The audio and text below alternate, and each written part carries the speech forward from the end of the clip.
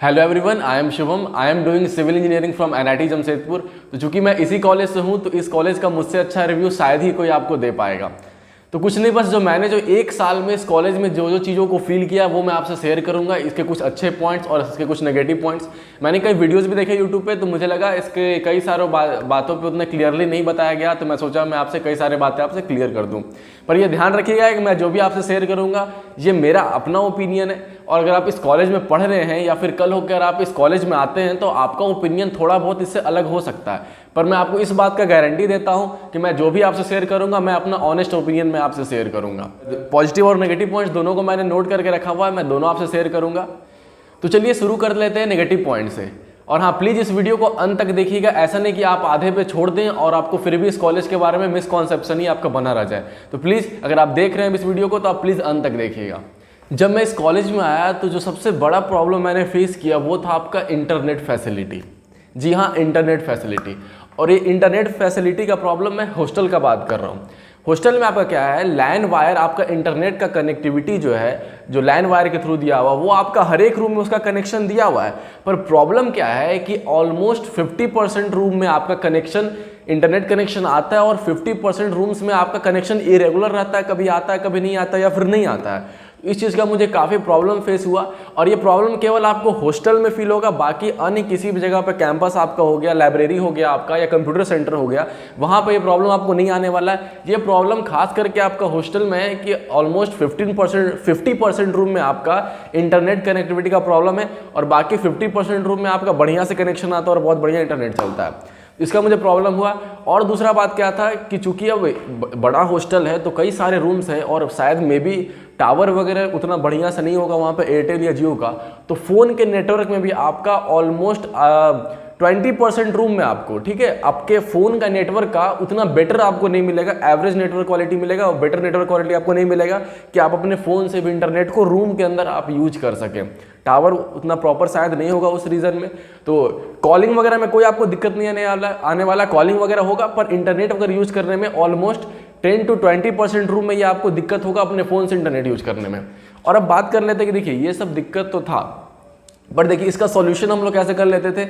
जहाँ तक बात आ गया इंटरनेट कनेक्टिविटी का, तो पहला क्या कि अगर लाइन वायर का कनेक्शन, मतलब इंटरनेट कनेक्शन नहीं आ रहा हमारे रूम में, तो जो पास वाले रूम है, जो हमारा जो भी फ्रेंड सर्कल का जो पास का रूम है हमारा, उससे हम लोग क्या कर लेते थे, हॉटस्पॉट या वाईफाई, हॉटस्पॉट मांग के हम लोग वाईफाई कनेक्ट कर लेते थे, तो उससे हम अपना लैपटॉप या फ़ोन में इंटरनेट आराम से यूज़ कर लेते थे।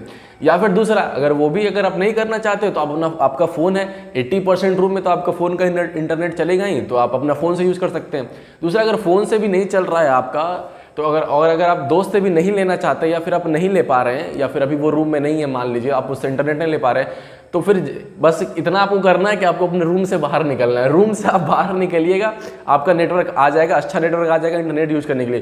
कि रूम देखिए कई सारा रूम का पोजीशन है, कई सारा रूम है, तो कुछ रूम में ऐसा होता है कि फ़ोन का नेटवर्क क्वालिटी उतना बढ़िया नहीं रहेगा, तो आप रूम से बाहर आएगा, बहुत शानदार बैल्कनी है, वैरांडा है आपका, स्पेसियस बहुत हॉस्टल है आपका, तो आप रूम से बाहर निकलिएगा, आपको बढ़िया इंटरनेट आ जाएगा और आप यूज़ कर सकते हैं। नहीं तो मैं जो आसपास के जो दोस्त हैं उन्हीं के मैं रूम से, जिनके रूम में कनेक्शन आ रहा है लाइन का, उनसे मैं मांग करके वाईफाई हॉटस्पॉट से अपने रूम में यूज़ कर लेता था, या फिर अपने फ़ोन के भी नेटवर्क से मैं यूज़ कर लेता था।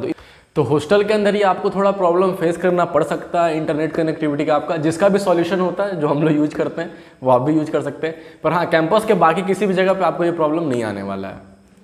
अब बात करें दूसरा प्रॉब्लम, जो दूसरा प्रॉब्लम मुझे फेस हुआ इस कॉलेज में वो आपका था ट्रांसपोर्टेशन फैसिलिटी।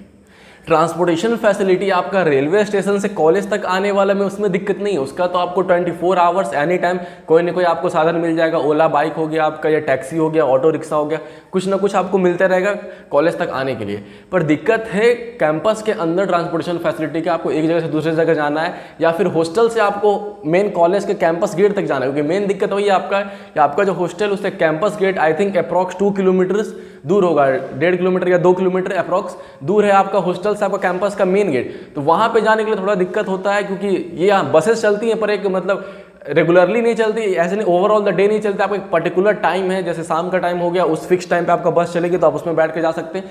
पर और ओवरऑल द डे आप चाहेंगे तो आपको एक प्रॉपर ट्रांसपोर्टेशन फैसिलिटी अवेलेबल नहीं है कि भाई जनरल भी पब्लिक ट्रांसपोर्ट आपका चल रहा है, ऑटो रिक्शा वगैरह कॉलेज के थ्रू, कि किसी टाइम भी आप यहाँ से वहाँ एक जगह से दूसरी जगह जा सकते हैं।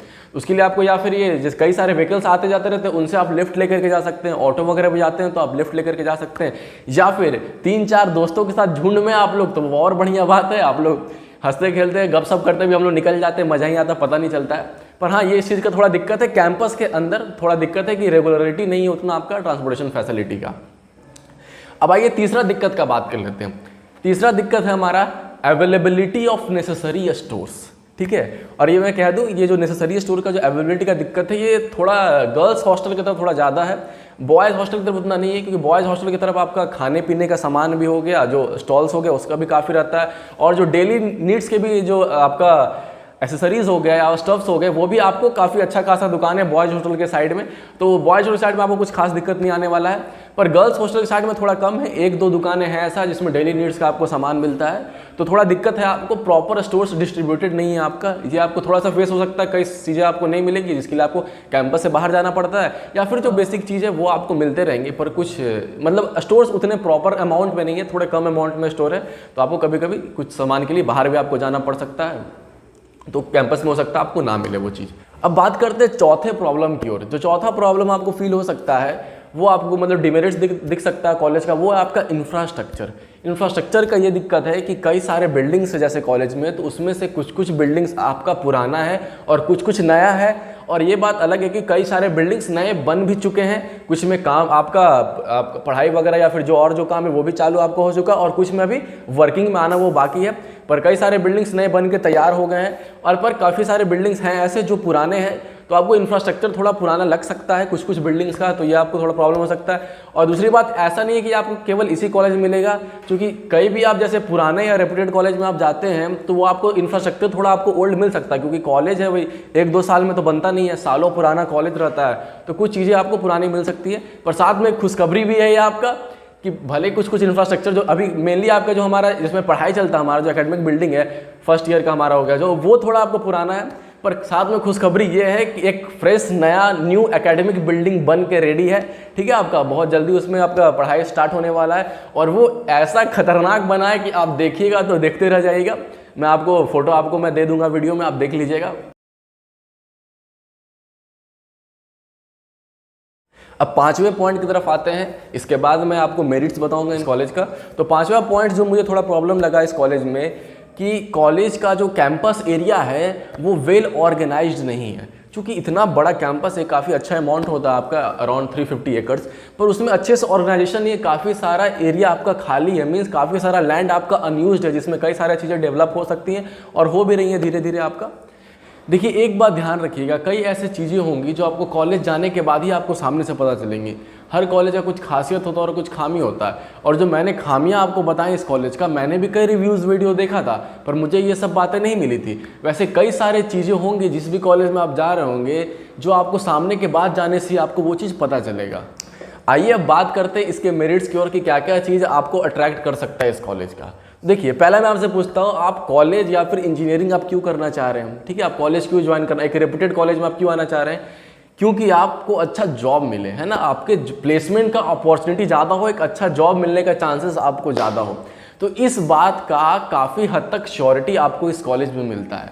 इस कॉलेज का एक बड़ा रेपुटेशन आपका प्लेसमेंट के चलते ही है।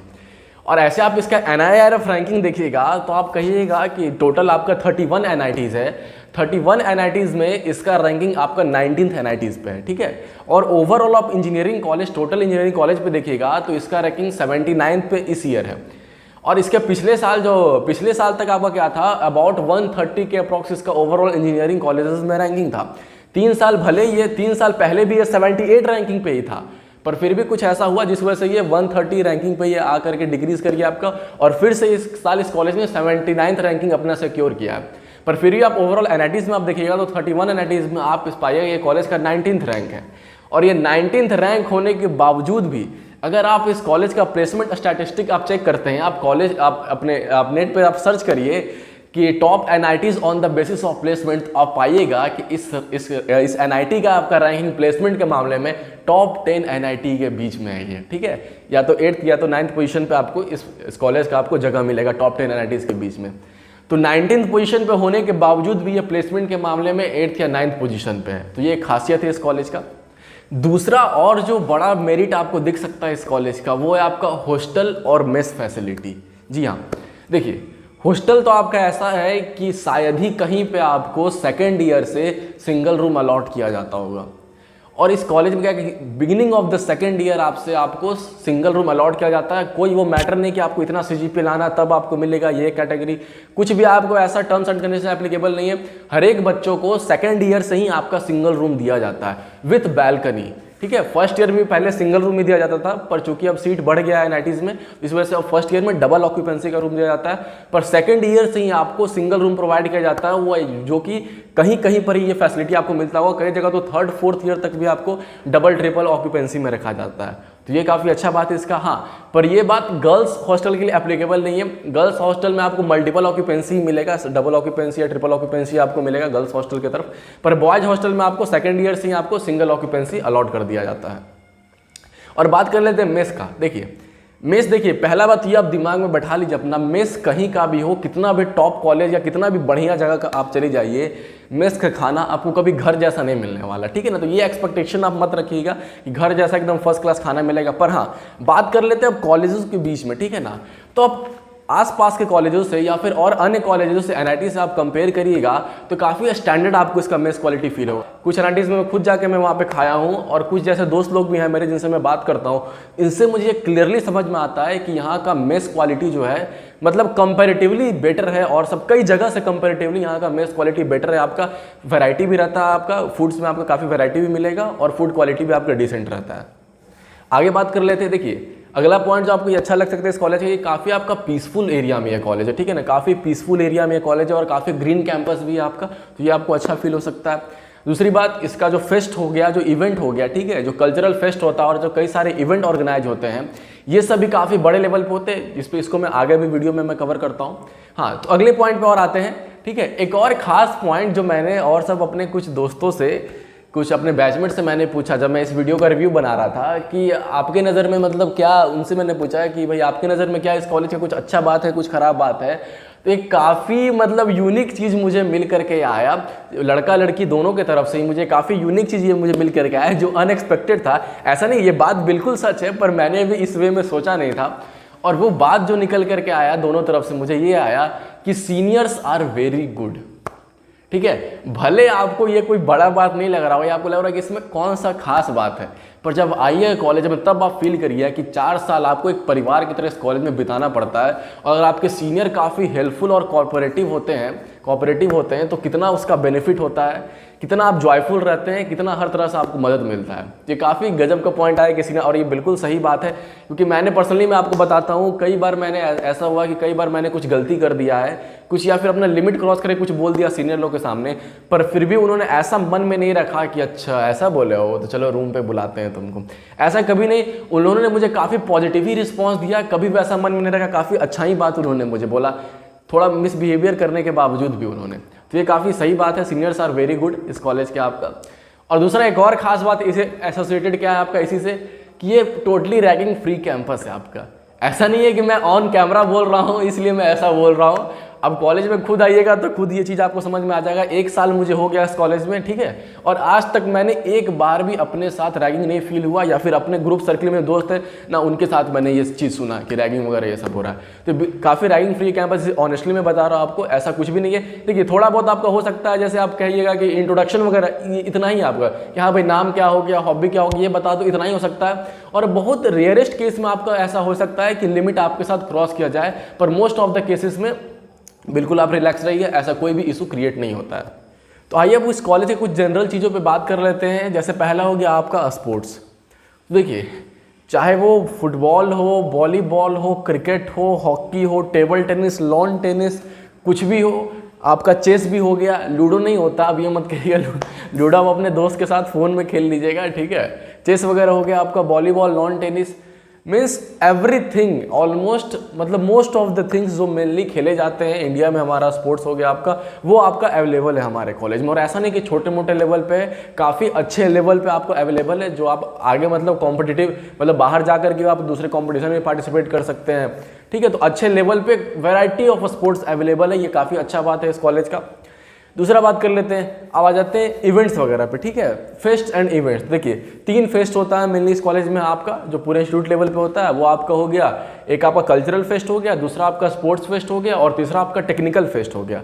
तीनों बहुत अच्छे लेवल और बड़े लेवल पे होता है।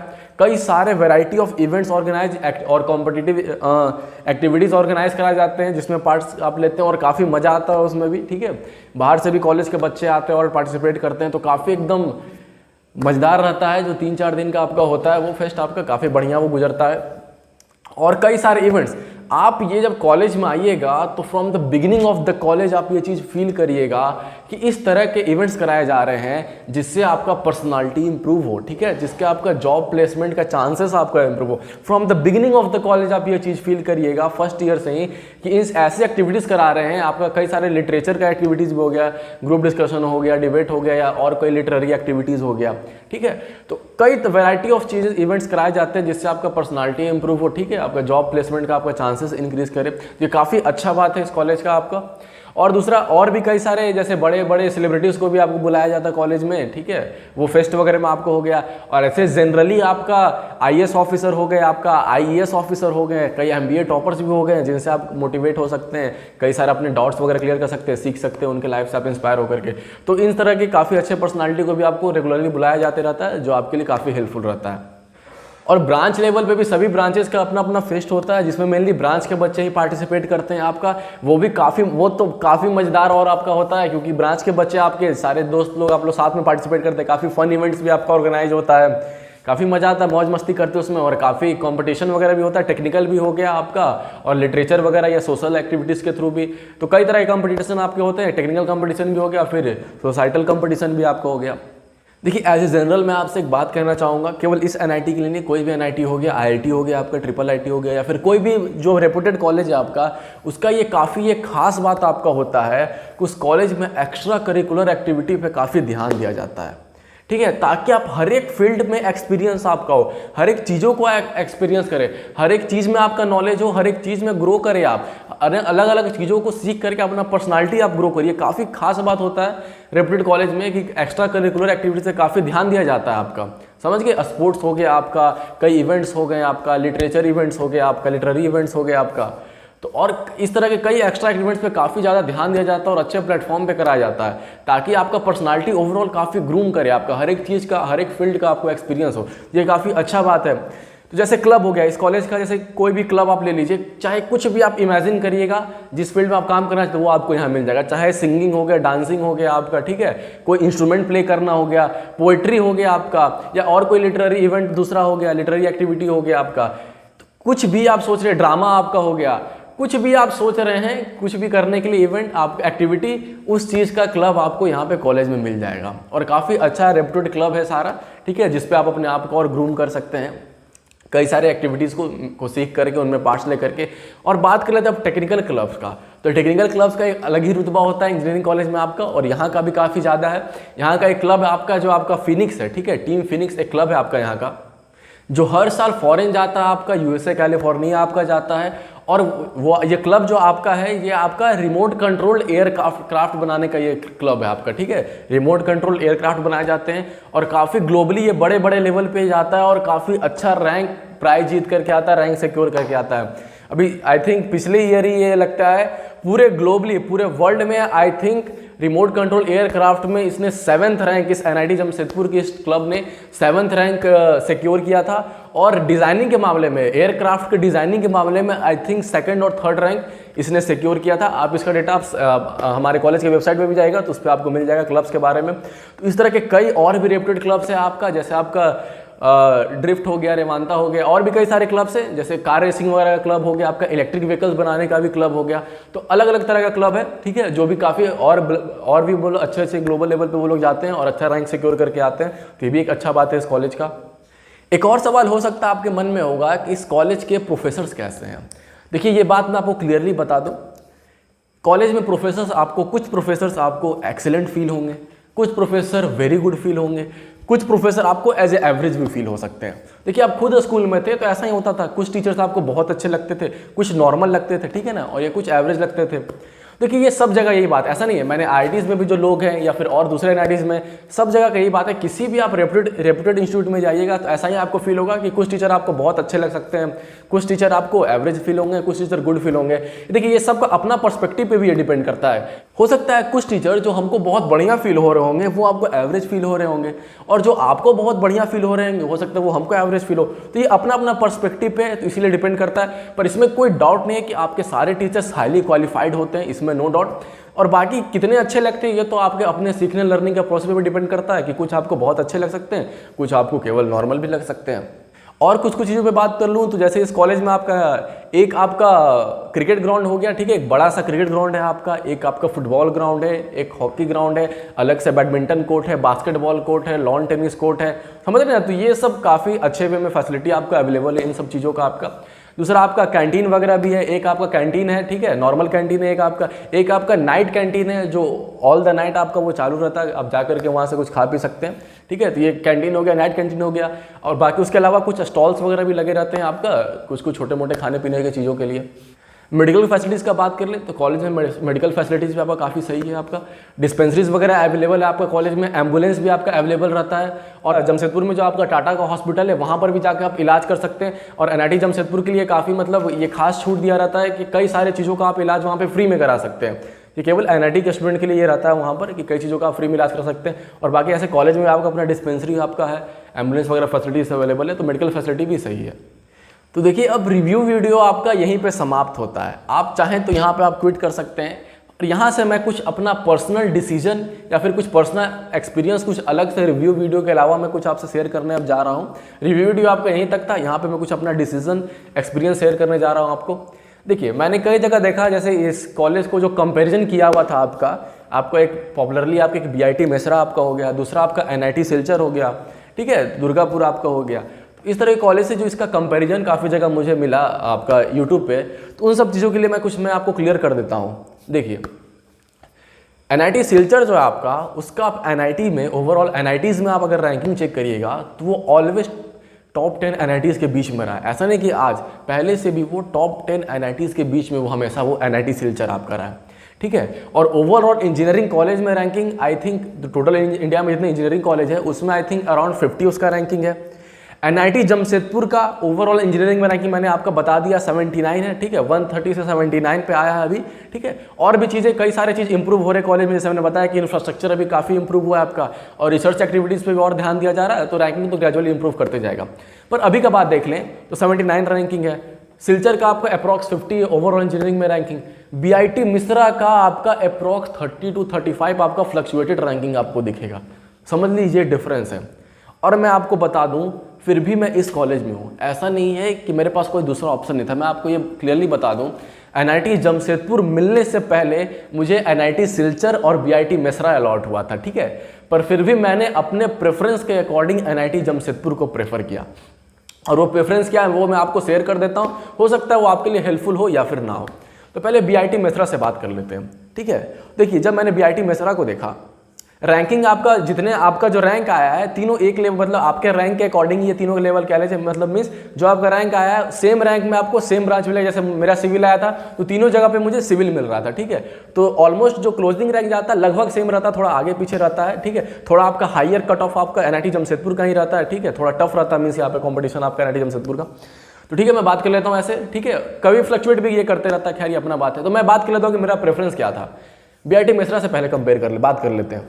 तो बीआईटी मेसरा का आपका 4 साल का जो आपका टोटल फी लगता है आपको वहाँ पे अप्रॉक्स 15 to 16 लाख रुपीज़ वहाँ पे आपको फी लगता है। एनआईटी जमशेदपुर में आपका अप्रॉक्स 8 लाख रुपये में आपका 4 साल का कोर्स कंप्लीट हो जाता है। और दूसरा एक और क्या खास बात है, अगर आप ओबीसी या फिर SC/ST कैटेगरी से बिलोंग करते हैं, ठीक है, तो ठीक है SC/ST कैटेगरी से आप बिलोंग करते हैं तो आपका काफ़ी हद तक, ठीक है, कई केसेस में तो आपका क्या कहते हैं टोटली फी वेवियर हो जाता है। मीन्स आपका ट्यूशन फी नहीं लगता, आपको हॉस्टल वगैरह का फी केवल देना पड़ता है, ट्यूशन फी आपका टोटली माफ हो जाता है। इसके अलावा भी जैसे ओबीसी कैटेगरी से आप हो गए या SC/ST से हो गए तो इस तरह से आपका फी माफ हो जाता है। दूसरा बात, अगर आप इन कैटेगरी से नहीं भी हैं, ठीक है, आप जनरल कैटेगरी से भी हैं, तो अगर आपका फैमिली इनकम अलग अलग स्लॉट आपका बटा हुआ है, 5 लाख के नीचे हो गया, 3 लाख के नीचे या फिर 1 लाख के नीचे, इस तरह से अलग अलग स्लॉट्स आपका बटा हुआ इनकम का, उस रेंज में अगर आपका फैमिली इनकम है तो उस आप भले आप रिजर्व कैटेगरी से नहीं है, अनरिजर्व में है, फिर भी आपका काफ़ी हद तक आपका क्या कहते हैं ट्यूशन फी आपका वेवियर हो जाता है। ठीक है, ट्यूशन फी मतलब माफ़ हो जाता है, काफ़ी हद तक आपका माफ़ हो जाता है, तो काफ़ी कम फी आपको देना पड़ता है अनरिजर्व कैटेगरी रहने के बावजूद भी। तो ये सब फैसिलिटीज़ आप यहाँ, ये काफ़ी मतलब अच्छा पॉइंट है आपका इस जगह का आपका। अगर ऐसे ये छोड़ दीजिए, अगर मान लेते हैं आप लोग अनरिजर्व कैटेगरी से हैं, ठीक है, या फिर आपका फैमिली इनकम भी मतलब उस कैटेगरी में बिलोंग नहीं करता है, तो फिर क्या हो, तो आपको ऐसे क्या 8 लाख रुपीज़ आपको पे करना पड़ेगा 4 साल में, और एक जगह पे 15 से 16 लाख रुपए आपको पे करना पड़ेगा। यही चीज़ मैंने कंपेयर किया तो मैंने ये देखा, कैंपस का बात करें तो कैंपस ठीक है, मैंने इस चीज़ों को कंपेयर किया तो ठीक है, आपको थोड़ा बेटर फील हो सकता है वहाँ पे, ठीक है, हो सकता है थोड़ा बेटर फील हो, या फिर हो सकता है आपको यही बढ़िया लगे। तो 19-20 हो सकता है, मैं क्लियरली कहता हूँ, हो सकता है आपको कैंपस वहाँ का थोड़ा ज़्यादा बेटर फील होगा, पर अल्टीमेटली आदमी का एम प्लेसमेंट होता है। तो प्लेसमेंट मैंने देखा, कोर ब्रांच था, मैंने कोर का प्लेसमेंट देखा, जब मैंने प्लेसमेंट को कंपेयर किया तो मुझे कुछ खास उतना बड़ा डिफरेंस मुझे नहीं फील हुआ कि मैं उस डिफरेंस के लिए मैं 8 लाख रुपए एक्स्ट्रा पे करूं।